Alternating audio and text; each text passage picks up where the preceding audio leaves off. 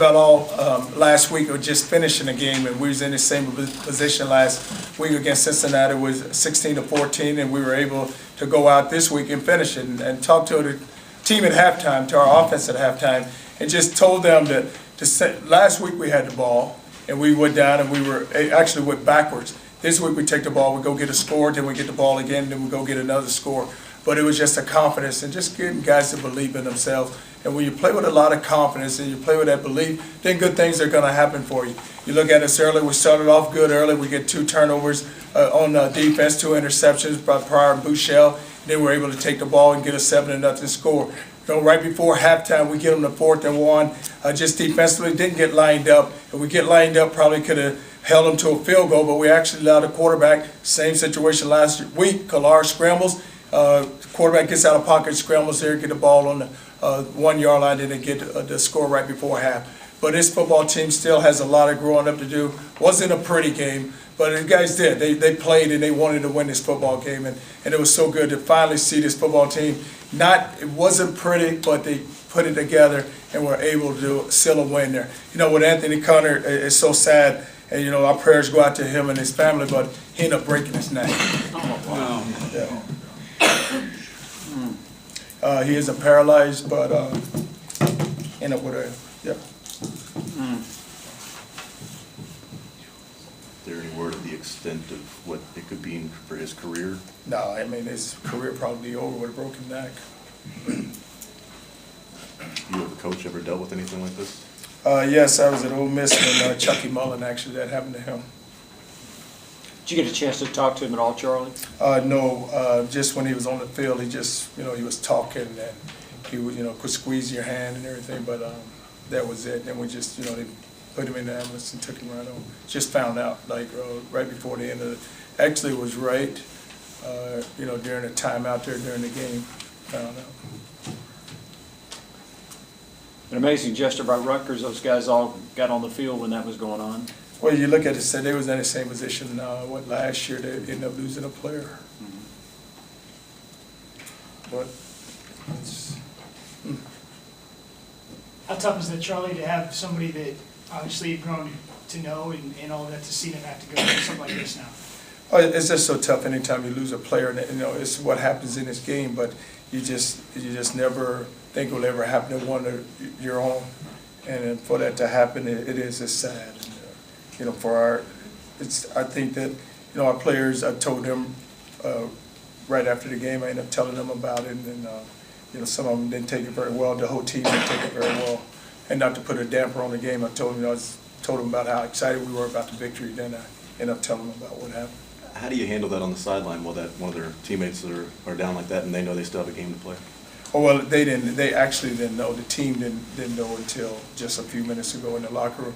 But what happened with the injury, the guys just didn't know how severe it was at the time, so they just keep playing. And especially when he raised his hand up, they just, you know, he's figured he's okay. Did they give any kind of prognosis in terms of, I mean, you said no paralysis, so he can recover from this, right? I mean, oh yes, yes. He just is done for. Yeah, he's just gonna have the halo and everything, but he can recover. Just for clarification on the interception that Teddy had there near the end, was he throwing a timing route and threw it perfectly, only the receiver wasn't there to get it, or how did that work? No, I think that what happened, they brought pressure, and he was really, I don't know if he was really trying to throw it away.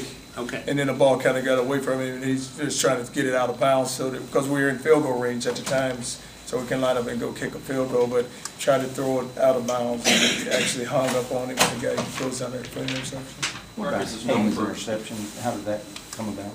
Well, we were just the coverage. We were in man. We dropped in a zone, and he actually was throwing the ball to 6. We was throwing the ball all night, and Dexter stepped in front of it.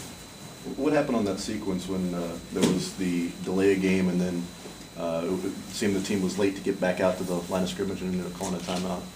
No, what happened was with that call, we giving Teddy a timeout, and I think what Teddy was trying to do, he was giving dummy calls. So then the clock was running down, then all of a sudden, boom, a delay of game, but he was trying to get the timeout. So I asked the official, did we get the timeout? And he's like, no. Then I said, well, let's just take the timeout. Let's get them settled down. Let's take the timeout. And then we end up getting us a good run there. Charlie, was this the most complete game the offensive line has played? They were #1 in sacks, and they didn't get any tonight, and the running game was able to get the most yards. Oh, they did. They did a really good job of blocking the ball, so we were able to run the football finally. And you're right, we gave up no sacks, but the pressure that they come with so much pressure, and you can see the pressure coming. It's just a matter of just picking it up, and we did a good job of picking it up. What was different about the line today? I'm sorry. What was different about the line today? Oh, they blocked people finally. I mean, we protected the quarterback and we blocked, put a hat on. Was the lineup different? No, it's same guys, Kessling, Smith, Benavidez, Miller, and Cup. You know, it's the same time. Who did a good job picking up the blitz? Was it the linemen or your backs? Who was doing a good job there? No, it was the lineman, and plus what we were doing too, we did a good job of running into the pressure. A lot of times when people blitz you, if you can get a hat on everyone and run at the pressure, then that's what we were able to do tonight. We ran right into the blitz that they were coming with, and that's why you saw some of the runs. Was that from an audible by Teddy, or was that? No, just the way it was designed, because you just see the field pressure coming at you, and so you're able to pick up field or boundaries, so whichever way was taken. And Teddy did a good job also spinning it, and what you mean by spinning, he redirected to the other side when he knew we didn't have enough blockers, then he ended up taking it. A lot of runs with Jeremy Wright were spins where he ended up taking the ball away from him. Did you like the way Wright ran? I mean, just overall, his... Yes, Jeremy did a pretty good job, and Vic, you know, all three of those backs, even Dominique, you know, finally we were able to just run the ball, and all three of them ran well. This last couple of drives of the game, it seemed the offense and Teddy had deeper drops than we'd seen against Cincinnati, North Carolina. Was that part of the game plan coming in, or did you feel comfortable that your offensive line was now protecting better than you had seen them, and that you could throw in some 7-step drops and some deeper routes? No, I don't think it was any. We're not a big 7-step drop team. It wasn't. No, because you were running the ball. So anytime you run the ball, you open up the passing game. So you was getting big runs. So now the passing game opened up, and so the pressure wasn't coming. Because if you look at in North Carolina, we were down, so we were trying to throw the ball so they could. You know, they're really good pass rushers too, so they were able to tee off on us. In the Cincinnati game, we just didn't do a good job of just picking up the pressure. How big a lift can this be for this team, you think, Charlie? You lost 3 in a row, you hadn't played well at home, now you come and win a conference game like this? Well, it's good that we finally put it together and we're able to, you're right, to snap a 3-game losing streak and then to come home where we lost the last 2 and to play well. But this team, we have to build on this and continue to get better. And what's good about this game, we didn't play our best, but we won the football game. And this is going to be a lot, just defensively, it's a lot for us to learn from. You know, the big throw that the guy drops that big throw there, wow. You know, it could have put us really behind us. Ooh. You know, but we were in 2 coverage and the guy just split the seam on us. What was going through your head when you saw him that wide open? I was like, oh God, what are we doing? I looked up and I was like, oh my God, how's that guy get so wide open?